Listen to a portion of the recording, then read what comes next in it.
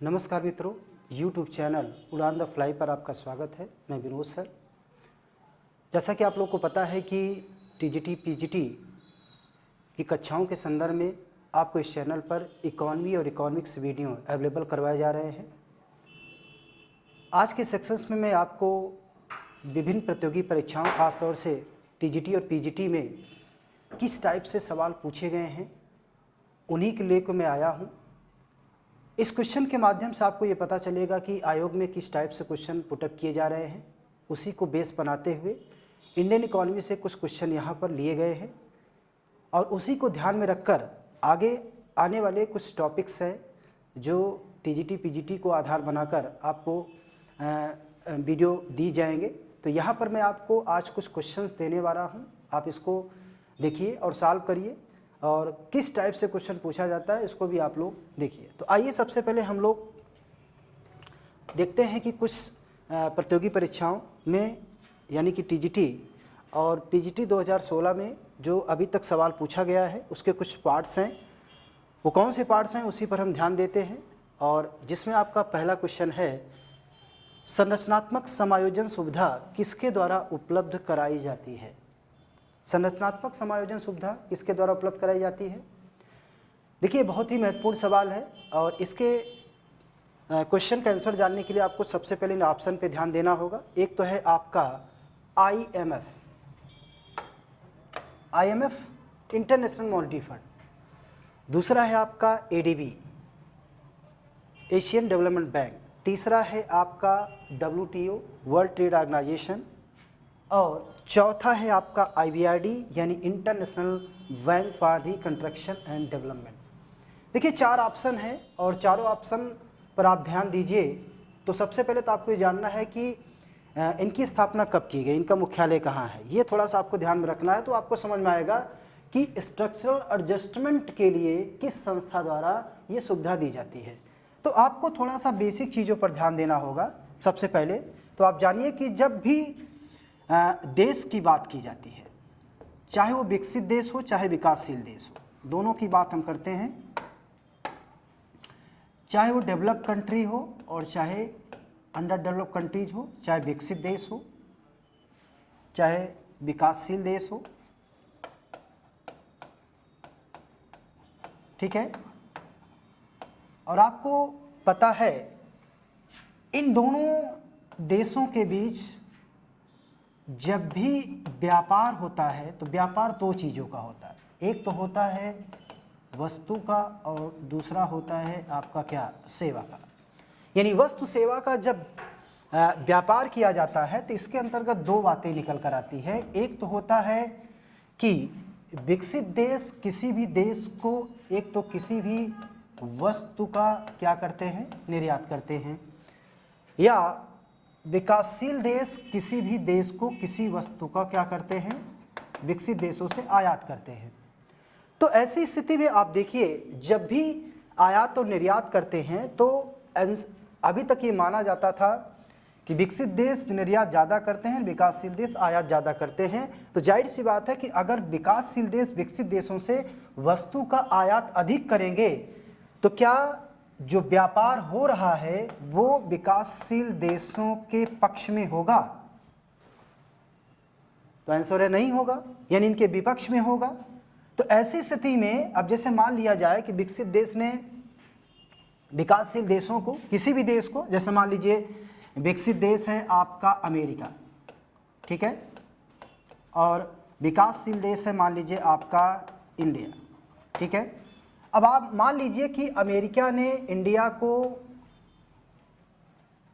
8 mobile का निर्यात किया और भारत ने मान लीजिए एक वित्तीय वर्ष में, एक साल में मान लीजिए 4 ही वस्तु का उसने निर्यात किया, आयात किया 8 वस्तु का, निर्यात किया 4 वस्तु का। तो यहाँ पर अगर आप देखेंगे +4 वस्तु का एक्सेस में भारत को अमेरिका को करना पड़ेगा पेमेंट, वो भी डॉलर में। तो ऐसी स्थिति में यहाँ पर देखिए, तो चूंकि भारत का आयात ज़्यादा है निर्यात कम है, तो इसका मतलब है कि व्यापार अमेरिका के पक्ष में, जबकि भारत के क्या होगा, विपक्ष में होगा। तो ऐसी स्थिति में भारत का जो व्यापार जो संतुलन होगा वो अनुकूल ना होकर वो क्या होगा, प्रतिकूल होगा, और अगर प्रतिकूल होगा तो पक्ष में नहीं होगा। तो ऐसी स्थिति में देखा जाए तो व्यापारिक स्थिति के कारण जो भुगतान असंतुलन की भी समस्या उत्पन्न हो जाती है। और भुगतान असंतुलन की समस्या में देखा जाए तो कहीं न कहीं उस देश की आर्थिक स्थिति को भी प्रभावित करती है। चूँकि विकासशील देश हैं, इनके पास आर्थिक ढांचे का स्तर बहुत निम्न होता है, पूंजी की कमी होती है, इन्वेस्टमेंट की कमी होती है। तो कहीं न कहीं अगर आप देखेंगे तो संरचनात्मक जो ढांचा है, स्ट्रक्चरल जो इनका एडजस्टमेंट है, उसको विकसित करने के लिए इनके पास पैसे की कमी होती है। और इस पैसे की कमी की पूर्ति कौन कर सकता है? या तो भारत किसी संस्था के पास जाए जहाँ से उसे भारी मात्रा में पैसा मिले।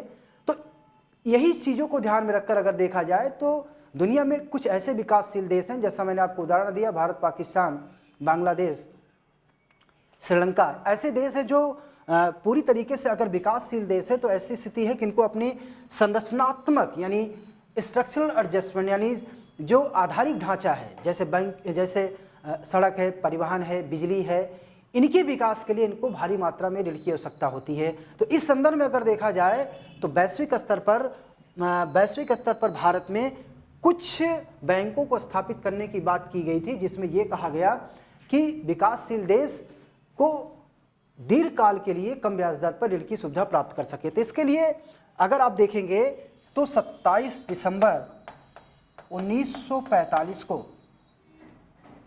अमेरिका के न्यू हैम्पशायर में एक ब्रेटन वुड्स का एक सम्मेलन बुलाया गया, और इसी सम्मेलन में हैरी डी वाइट के प्लान के आधार पर हैरी डी वाइट के प्लान के आधार पर 27 दिसंबर 1945 को दो अंतर्राष्ट्रीय वित्तीय संस्थाओं की बात की गई थी। एक था आपका IMF और दूसरा था आपका क्या, IBRD। IMF यानी इंटरनेशनल मॉनेटरी फंड, और जबकि दूसरा था आपका IBRD, international bank for reconstruction and development. इन दोनों संस्थाओं की बात की गई।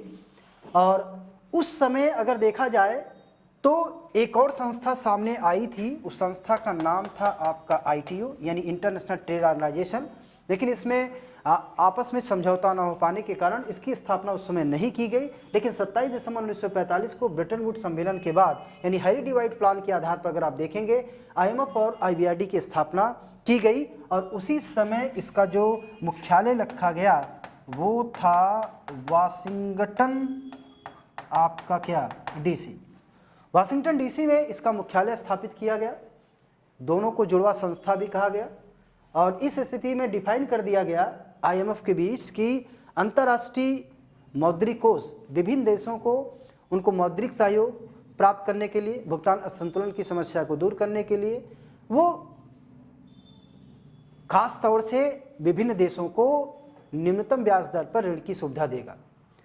लेकिन उसमें डिफाइन किया गया था कि ऋण की सुविधा किस तरीके से दी जाएगी। अगर आप देखेंगे इस संदर्भ में तो 1969 में एक मुद्रा आई थी, उस मुद्रा को कहा गया था SDR मुद्रा यानी स्पेशल ड्राउन राइट। इसकी स्थापना 1969 में की गई थी, 1970-71 में से अपनाया गया, और आज अगर देखा जाए तो विभिन्न देशों की मिनिमम बास्केट ऑफ टोकरी के रूप में यानी 5 देशों की मुद्राओं के रूप में इसे सम्मिलित किया गया है।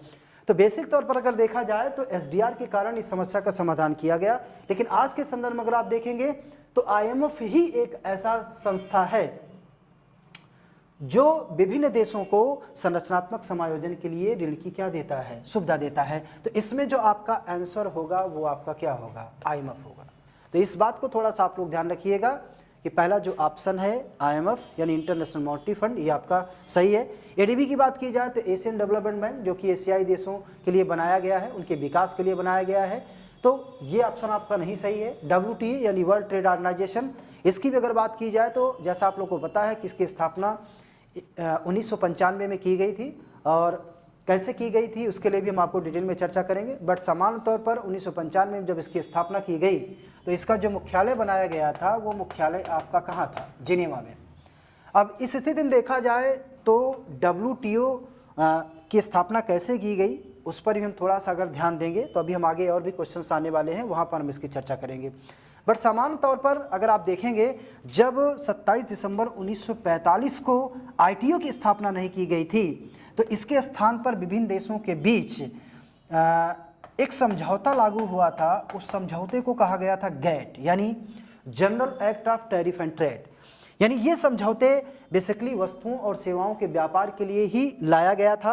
और आगे चलकर कई दौर की वार्ता के बाद अगर आप देखेंगे, उरुग्वे के यानी 1986 में आर्थर डंकल के प्रस्ताव के आधार पर उरुग्वे दौर की वार्ता के बाद 1995 में WTO की स्थापना की गई और इसका जो मुख्यालय था वो था आपका जिनेवा में। तो उस समय वस्तुओं और सेवाओं के व्यापार के लिए दो चीज़ों पर ध्यान दिया गया था।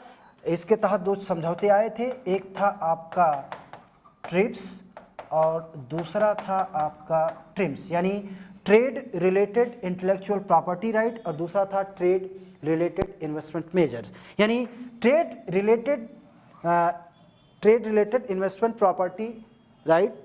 इसके संदर्भ में अगर आप देखेंगे तो यहाँ पर विभिन्न देश जो भी वस्तुओं का या सेवाओं का आयात और निर्यात करते हैं, तो उस संदर्भ में WTO विभिन्न देशों को बौद्धिक संपदा अधिकार देता है, यानी जो वस्तुओं का उत्पादन करते हैं उस पर उन्हें कॉपीराइट करने का पूरा, यानी कोई देश ना कर सके, पूरा देने का अधिकार देता है। तो बौद्धिक संपदा अधिकार के संदर्भ में भी अगर देखा जाए तो इसे पूरी तरीके से लागू किया गया था आपका किसके द्वारा, WTO के द्वारा। तो जाहिर सी बात है कि आप देखें तो WTO ये व्यापार से संबंधित है, ना कि संरचनात्मक समायोजन से। इसके बाद आते हैं आपका IBRD, यानी international bank for reconstruction and development. IBRD की स्थापना, जैसा मैंने कि बताया कि इसकी स्थापना बेसिकली IMF के साथ ही की गई थी, लेकिन आगे चलकर 1946 में IBRD का नाम बदलकर अगर आप देखेंगे तो इसका नाम बदलकर कर दिया गया था विश्व बैंक। इसका नाम बदलकर कर दिया गया विश्व बैंक। बट इस बात को आप लोग ध्यान रखिएगा, जो कि बहुत महत्वपूर्ण तथ्य है, और इस पर कभी कभी सवाल भी पूछा जाता है कि क्या IMF की स्थापना विश्व बैंक के साथ की गई थी, तो इसका आंसर है नहीं। IMF की स्थापना विश्व बैंक के साथ नहीं बल्कि IBRD के साथ की गई थी। या कभी कभी ये भी सवाल पूछा जाता है क्या IBRD की स्थापना क्या WTO की स्थापना IBRD के साथ की गई थी, तो उत्तर है नहीं, बल्कि अगर आप देखेंगे तो WTO की स्थापना IMF के साथ ना होकर के अगर आप देखेंगे तो आगे चलकर वो GATT के समझौते के अनुसार किया गया था। तो यहाँ पर ये भी आंसर आपका क्या होगा, गलत होगा, बल्कि IMF के साथ अगर देखा जाए तो उसके संदर्भ में ITO से संबंधित समझौते लागू किए गए थे। तो ये बेसिक चीज़ें हैं, थोड़ा सा आपको ध्यान में रखना है। अगर ये चीज़ें आपको पता होगा तो क्वेश्चन को सॉल्व करने में आपको सुविधा नहीं होगी, लेकिन इसके लिए आपको पूरा इसका कॉन्सेप्ट होना जरूरी है। तो फुल कोर्सेज में आपको ये अवेलेबल करवाए जाएंगे। तो आगे चलते हैं, अगला आपका कौन सा क्वेश्चन है, तो आपको समझ में आ गया होगा इसका आंसर क्या होगा, IMF यानी इंटरनेशनल मॉनेटरी फंड। फिर आइए अगला आपका क्वेश्चन है, संरचनात्मक समायोजन सुविधा किसके द्वारा उपलब्ध, निम्नलिखित में से किस देश में सर्वप्रथम IMF से निधि उधार लिया। देखिए अब इसमें देखिए तो संयुक्त राज्य अमेरिका, फ्रांस, स्पेन, भारत। अब यहां पर अगर आप देखें तो पूछ रहा है कि निम्नलिखित में से किस देश ने सर्वप्रथम, मतलब सबसे पहले की बात कर रहा है। तो सर्वप्रथम की अगर आप बात करेंगे तो सर्वप्रथम में इस बात का आपको ध्यान में रखना है कि सर्वप्रथम में भारत तो नहीं है, ठीक है, और स्पेन छोटा देश था। और इस स्थिति में अगर देखा जाए तो अमेरिका, यानी अमेरिका की जो स्थिति थी वो चूंकि विकसित देशों में थी, इसके पास पूंजी भारी मात्रा में थी, तो कहीं ना कहीं अगर देखा जाए फ्रांस ऐसा देश था जिसने पहली बार IMF से निधि उधार लिया था। तो ऑप्शन आपका क्या होगा, बी सही होगा, यानी कि क्या, फ्रांस। आगे आते हैं नेक्स्ट क्वेश्चन पर। बौद्धिक संपत्ति अधिकार व्यवस्था का प्रबंधन करता है। अभी मैंने आपको बताया कि 27 दिसंबर 1945 को जब IMF और IBRD की स्थापना की गई तो उस समय WTO की स्थापना नहीं की गई थी, बल्कि विभिन्न देशों के बीच GATT के समझौते लागू किए गए थे ताकि वस्तुओं और सेवाओं का व्यापार विकसित और विकासशील देशों के बीच आसानी से क्या हो सके। तो ऐसी स्थिति में कई दौर की वार्ता के बाद जैसा मैंने बताया कि 1995 में डंकल प्रस्ताव के आधार पर जब WTO की स्थापना की गई तो WTO ये अधिकार देता है कि विभिन्न देशों को जो भी वस्तुओं और सेवाओं का व्यापार करता है या प्रोडक्शन करता है तो उस पर उसको बौद्धिक संपदा अधिकार मिलता है, अर्थात कॉपीराइट या सेम डिजाइन कोई देश नहीं कर सकता। तो जाहिर सी बात है कि बौद्धिक संपत्ति अधिकार प्रबंधन करता है आपका कौन? WTO। तो आंसर आपका सही होगा कौन? WTO यानी वर्ल्ड ट्रेड आपका क्या ऑर्गेनाइजेशन। IMF के बारे में मैंने बताई देगा। यूरोपीय यूनियन की बात की जाए ये सही नहीं, सार्क यानी दक्षिण एशियाई देशों का एक संगठन है, इसकी भी यहाँ पर ये भी आंसर आपका सही नहीं है। तो आपका आंसर सही है क्या? WTO यानी वर्ल्ड ट्रेड ऑर्गेनाइजेशन। फिर आइए आपका अगला क्वेश्चन है, एक अधिमूल्यन मुद्रा का निम्नलिखित में से कौन सा प्रभाव होगा, यानी इफेक्ट की बात की जा रही है और यहाँ पर एक वर्ड आपका रहा है अधिमूल्यन। ये आपके लिए सबसे महत्वपूर्ण चीज है। पहले तो आप समझिए कि अधिमूल्यन है क्या, ये आपको जानना आवश्यक है क्योंकि ज़्यादातर लोगों को पता नहीं होता कि अधिमूल्यन है क्या, और जब अधिमूल्यन के बारे में पता नहीं होता है तो आंसर आप नहीं कर पाते हैं। तो आप देखिए अधिमूल्यन के बारे में, इसको समझने से पहले थोड़ा सा आप समझेंगे कि एक होता है वैल्यूएशंस, अवमूल्य।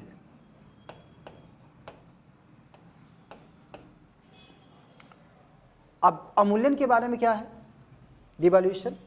इसके बारे में देखिए, जब अवमूल्यन की बात की जाती है तो मैंने अभी आपसे बताया दो चीज़ें हैं। विभिन्न देशों के बीच जब आयात होता है और यहाँ पर क्या होता है?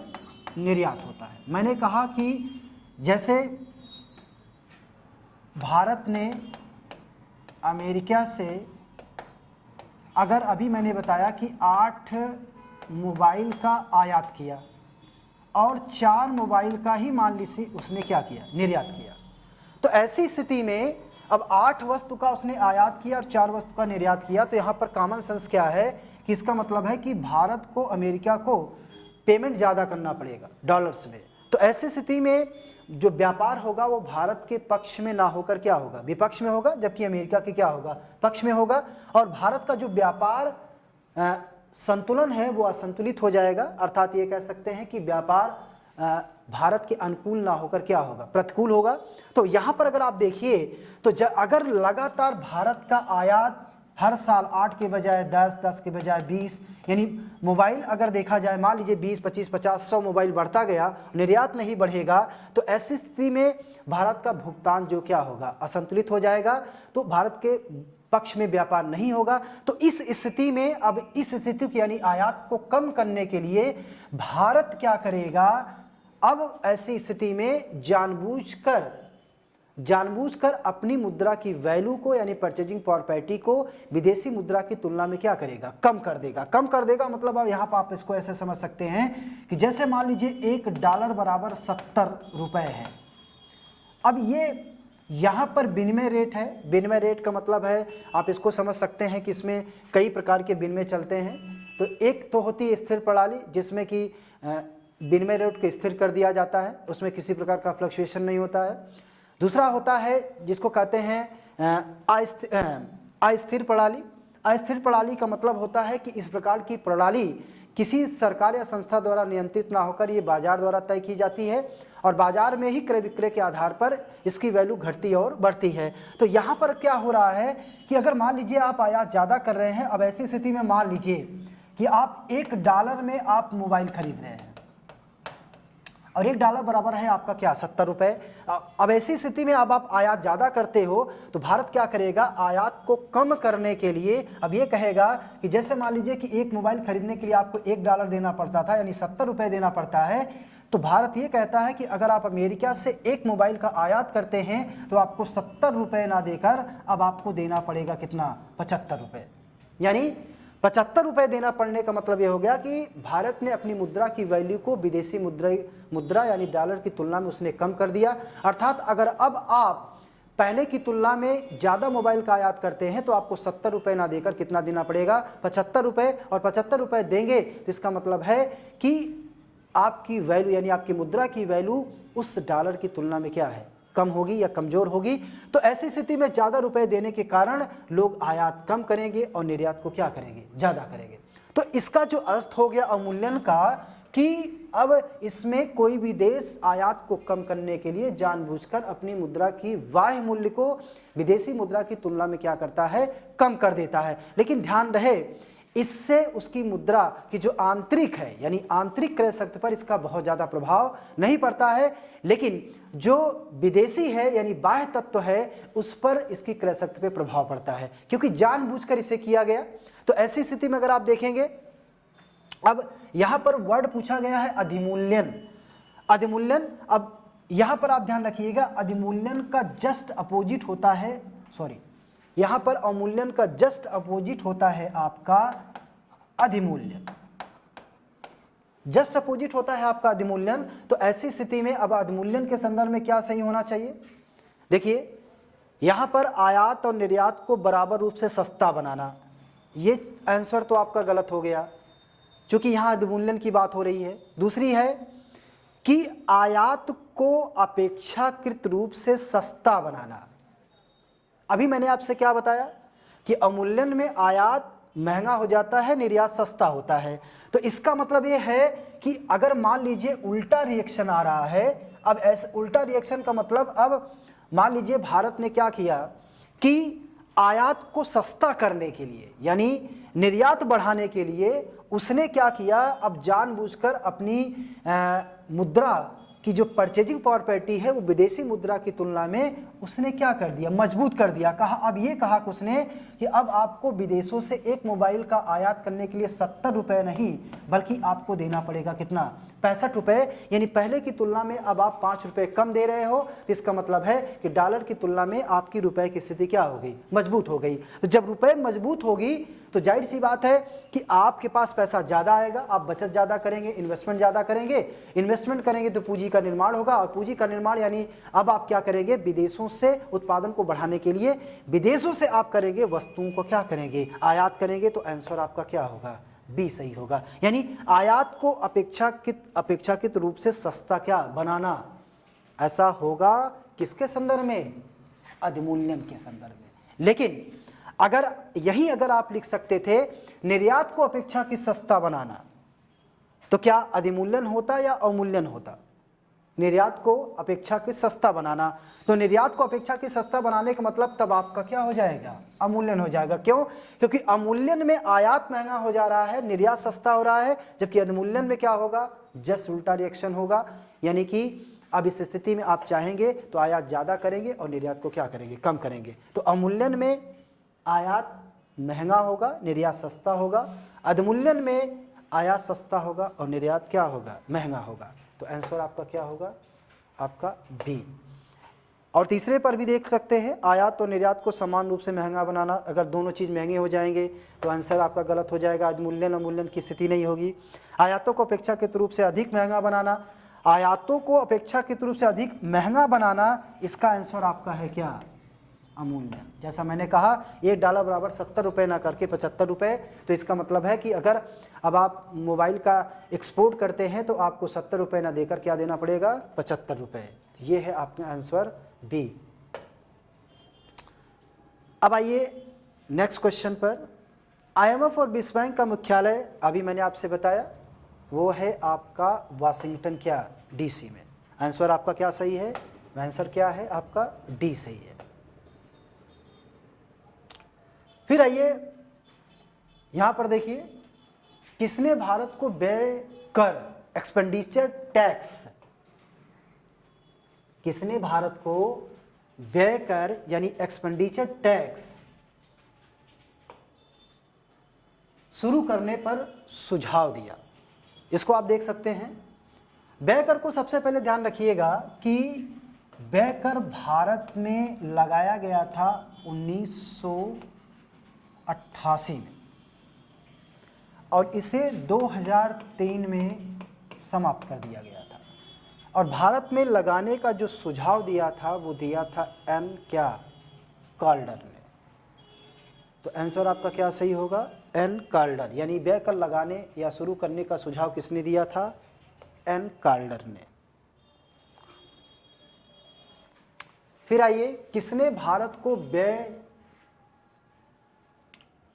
अगला है राष्ट्रीय, निम्नलिखित में से किस समिति ने भारत में राष्ट्रीय कृषि एवं ग्रामीण विकास बैंक नाबार्ड की स्थापना की संस्तुति की थी। देखिए यहाँ पर जो आंसर आपका जो ऑप्शन दिया गया है, एक ऑप्शन है नरसिम्हन समिति, जैसा आप लोग जानते हैं बैंकिंग सुधार आयोग था। दूसरा है आपका शिवरामन समिति। यही आंसर आपका क्या है, सही है। यानी 12 जुलाई 1982 को आपको नाबार्ड की क्या की गई थी, स्थापना की गई थी। तो आंसर आपका क्या सही है, बी यानी शिवरामन समिति।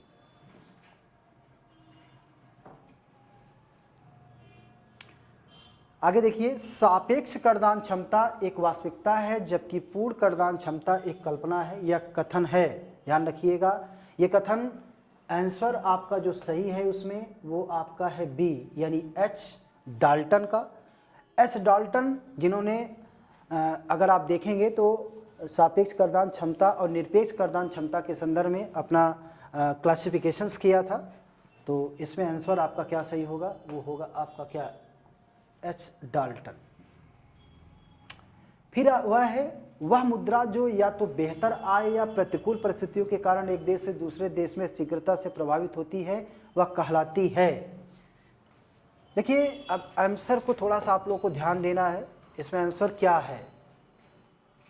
पहला ऑप्शन दिया है कठोर मुद्रा। कठोर मुद्रा यानी कठोर मुद्रा के संदर्भ में दो चीजें होगी, यानी कि ऐसे कह सकते हैं कि जब हम बैंक में जाते हैं ऋण लेते हैं, जैसे मान लीजिए पिछले वर्ष मैंने बैंक से 1 लाख रुपए का ऋण लिया, तब उसमें जो बैंक दर या ब्याज दर था वो मान लीजिए 6% था। लेकिन आज मैं जब गया इस साल यानी 2020 में गया ऋण लेने, तो 1 लाख रुपए जो मैं ऋण ले रहा हूँ उस पर ब्याज की दर 6% ना होकर 5% है, या मान लीजिए 6% ना होकर वो आपका है कितना, 60%। जब 7% ब्याज की दर होगी तो इसका मतलब है कि पिछले वर्ष की तुलना में इस बार ब्याज दर क्या है, महंगी है। तो जाहिर सी बात है कि व्यापारियों और उद्योगपतियों को जो ऋण बैंकों से मिलेगा वो सुलभ मुद्रा ना होकर वो आपकी क्या होगी, कठोर मुद्रा होगी। ये ऑप्शन आपका क्या है, गलत है। यहाँ लिखा क्या है, वह मुद्रा जो या तो बेहतर आय या प्रतिकूल परिस्थितियों के कारण, यहाँ पर परिस्थिति की बात कर रही है। फिर अगला है आपका, इसकी तो दो बातें मैंने बता दिया, कठोर और मृदु मुद्रा, शीतल मुद्रा तो एक ही चीज है। अब यहाँ पर एक और है आपका ऑप्शन गर्म मुद्रा। ये क्या है, यानी गर्म मुद्रा यानी इसे कहा जाता है हॉट मनी।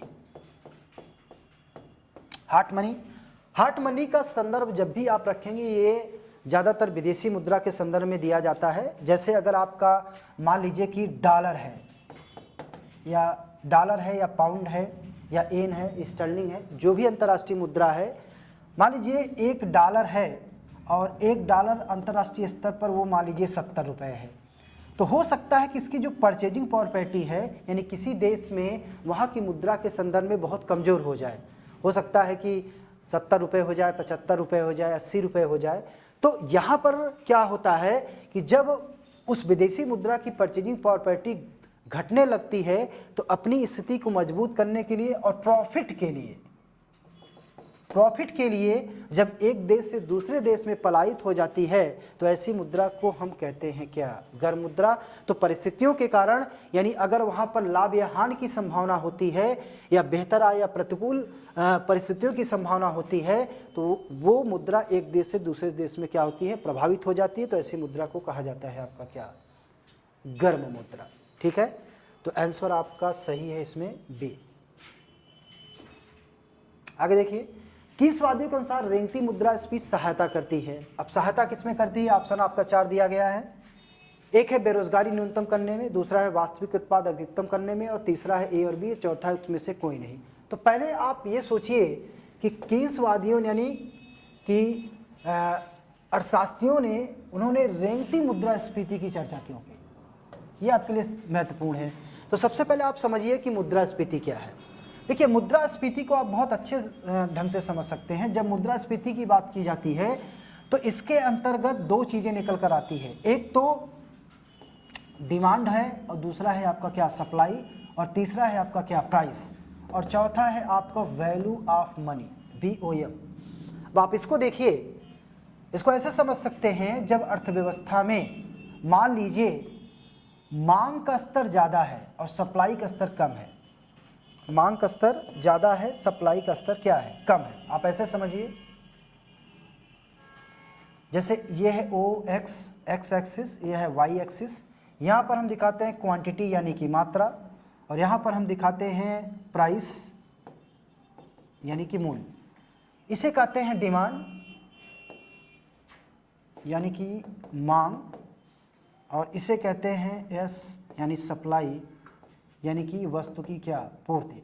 अब ध्यान से दीजिएगा, डिमांड और सप्लाई यानी मांग वक्र, मांग फलन, मांग का नियम, ठीक है। इसकी हम चर्चा आपको क्लास में करेंगे, डिटेल में करेंगे। तो ये है क्या, चूँकि मैंने आपसे बताया कि क्लासेस टीजीटी पीजीटी की है, तो यहाँ पर मैं आपको चर्चा कर रहा हूँ। अब आप देखिए, मान लीजिए अगर कल आप मार्केट में गए और आपने 1 किलो प्याज आपने खरीदा 50 रुपये में, ठीक है। हो सकता है इसका मूल्य कई दिनों से बना हुआ था, 1 किलो प्याज आपने 50 रुपये में खरीदा। लेकिन आज क्या हुआ कि मार्केट में जाने के बाद पता चला कि अब जो बेचने वाले विक्रेता हैं उनकी संख्या तो कम है, लेकिन जो खरीदने वाले क्रेता हैं उनकी संख्या क्या है, ज़्यादा है। अब ज़्यादा यानी डिमांड उसकी ज़्यादा है, पूर्ति कम है। तो ऐसी स्थिति में जब डिमांड ज़्यादा होगी, ये आपको ध्यान में रखना है, डिमांड ज़्यादा होगी यानी अगर डिमांड बढ़ेगी तो कहीं ना कहीं ये डिपेंड करेगा कि पूर्ति ना हो पाने के कारण वस्तु का मूल्य 50 रुपये से बढ़कर हो सकता है कितना, 70 रुपये। 70 भी हो सकता है, 65 भी हो सकता है, 62 भी हो सकता है, लेकिन हम एग्जैक्ट नहीं कर सकते कितना हो सकता है। सिर्फ मैंने कहा कि 50 रुपये से बढ़कर 70 रुपये हो गया, यानी कल का मूल्य 50 रुपये था, आज का मूल्य कितना है, 70 रुपये। तो अगर 70 रुपये हो गया तो इसका मतलब है कि प्लस 20 रुपये का यहाँ पर अगर आप देखेंगे, यहाँ पर सप्लाई यानी विक्रेता को पहले की तुलना में क्या हुआ, लाभ हुआ। यानी 20 रुपये का उसे जो लाभ हुआ, उसे जो प्रॉफिट हुआ यानी कि लाभ हुआ। अब आप इसको देखिए, लाभ होगा तो जाहिर सी बात है बचत होगा तो वो क्या करेगा, निवेश करेगा। अब निवेश करेगा तो कहीं ना कहीं मानते हैं कि उत्पादन भी बढ़ेगा और देश का आर्थिक क्या होगा, विकास होगा। तो ये मान लिया जाता है कि अगर देश में मूल्य स्तर में धीरे धीरे परिवर्तन होता है, जैसा कि कहा गया कि कीन्सवादियों ने कहा कि रेंगती स्फीति का मतलब है कि अगर मूल्य स्तर में मान लिया जाए 3 से 5% के स्तर में, अगर 3% के लगभग या 3 से 5% के बीच में अगर मान लिया जाए तो माना जाता है कि देश के आर्थिक विकास के लिए बहुत महत्वपूर्ण होता है। क्योंकि इस स्थिति में मूल्य स्तर बहुत तेजी से न बढ़कर धीरे धीरे बढ़ता है, जिसमें अर्थव्यवस्था पर इसका बहुत ज़्यादा नकारात्मक प्रभाव नहीं पड़ता, लेकिन धीरे धीरे लाभ होने पर यहाँ पर जो उत्पादक है उनको लाभ होता है, इससे देश का आर्थिक क्या होता है, विकास होता है। तो रेंगती स्फीति में मुद्रास्फीति सहायता करती है क्या, इसको मैंने बताया कि आर्थिक विकास में क्या करती है, सहायता करती है। और जब आर्थिक विकास होता है तो लोगों को क्या होता है, रोजगार भी मिलता है और उत्पादन भी बढ़ता है। तो यहाँ पर आप देखिए 4 ऑप्शन दिया गया है, बेरोजगारी न्यूनतम करने के संदर्भ में, वास्तविक उत्पाद अधिकतम करने के संदर्भ में, और ए और बी उसमें से कोई नहीं। तो मैंने दोनों चीज़ें बताई तो आपका आंसर सी सही होगा, यानी ए और बी दोनों सही है, यानी बेरोजगारी न्यूनतम करने के संदर्भ में। क्योंकि मैंने आपसे कहा कि अगर उत्पादक को लाभ होगा तो बचत होगा, निवेश करेगा, उत्पादन करेगा तो लोगों को क्या मिलेगा, रोजगार करेगा, तो यहाँ बेरोजगारी कम होगी। वास्तविक उत्पादन करेगा तो मैंने आपसे कहा कि जितना निवेश होगा, जितना पूंजी का निर्माण होगा, जितना उत्पादन बढ़ेगा तो उतना ही देश का आर्थिक क्या होगा, विकास होगा। तो आंसर आपका सही है इसमें क्या, सी। ठीक है, अब आइए अगला क्वेश्चन चलते हैं। किस समिति ने भारत में कृषि जोतकर, बहुत सिंपल सी बात है, इसको ध्यान रखिएगा, 4 दिया गया है, टंडन समिति, राज समिति, केलकर समिति, दांतेवाला समिति। इसके बारे में मैं आपको डिटेल में चर्चा करेंगे, लेकिन यहाँ पर जो आपका आंसर सही है वो आंसर है आपका KN राज समिति। फिर आइए, RBI मुद्रा आपूर्ति के 4 घटकों जैसे M1, M2, M3 और M4 की गणना करता है। निम्नलिखित में से गलत युग्म चुनिए, निम्नलिखित में से गलत युग्म चुनिए। अब यहां पर आप देखिए, सबसे पहले तो आपको जानना है कि M1, M2, M3 और M4 है क्या, ये आपको जानना है। इसके संदर्भ में अगर आप देखेंगे तो भारत में 1999 YB रेड्डी कमेटी, यानी RBI के गवर्नर YB रेड्डी थे, उनकी समिति ने मुद्रा के घटकों या मौद्रिक समुच्चय के बारे में कुछ सुझाव दिया था और जिसे स्वीकार भी कर लिया था। बट वैसे देखा जाए तो 1977 में